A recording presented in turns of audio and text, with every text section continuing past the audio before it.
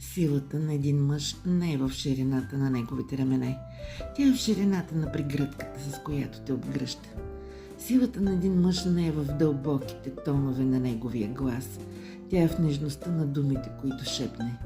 Силата на един мъж не е в това колко приятели има. Тя е в това колко добър приятел е той с децата си. Силата на един мъж не е в това колко е уважаван на работата. Тя е в това колко е уважаван у дома. Силата на един мъж не е в това колко силно ударя. Тя е в това колко нежно те докосва. Силата на един мъж не е в окосмяването на гърдите му. Тя е в неговото сърце, което е в гърдите му. Силата на един мъж не е в това колко жени е любил. Тя е в това да бъде верен на една жена. Силата на мъжа не е в тежестта, която може да вдигне. Тя е в тежестта, която може да носи.